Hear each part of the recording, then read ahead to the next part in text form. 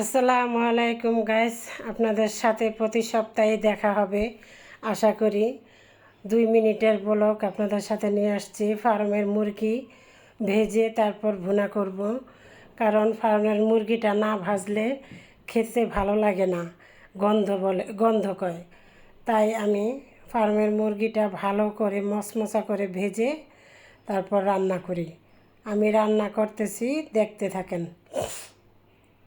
তার লগে যদি হয় খিচুড়ি, তারপর তো আরও জমে যায়।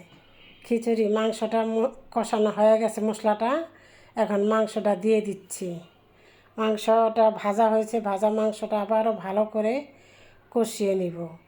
কষানো যতই হোক, ভালো করে কষানো না হলে যে পর্যন্তই গন্ধটা থাকে সেই পর্যন্তই কষাবো। এই যে আমার কষানো হয়ে গেছে, এখন আমি পানি দিয়ে দিব। বেশি পানি দিব না, কারণ ফার্মের মুরগি সিদ্ধ হতে তো বেশি দেরি লাগে না। এই জন্য অল্প পানি দিয়ে একদম মাখা মাখা করে রাখবো। দেখেন গাইস, মাটির চুলায় কী রকম আগুন ধরছে। এই তো আমার মাংসটা হয়ে গেছে। এখন বসাবো খিচুড়ি, ভুনা খিচুড়ি। বাচ্চারা বলে ভুনা খিচুড়ি খাবো, এই জন্য খিচুড়িটা বসাই দিই। প্রথমে মশলাটা কষাই নিলাম।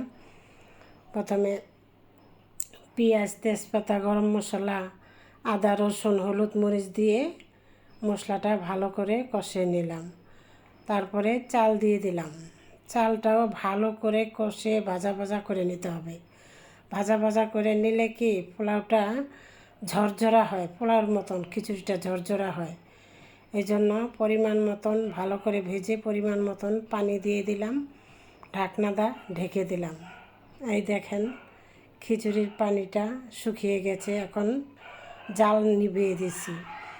আমার ভিডিওটা ভালো লেগে থাকলে লাইক, কমেন্ট, শেয়ার করবেন প্লিজ। 1K সাবস্ক্রাইব হয়ে গেছে আমার।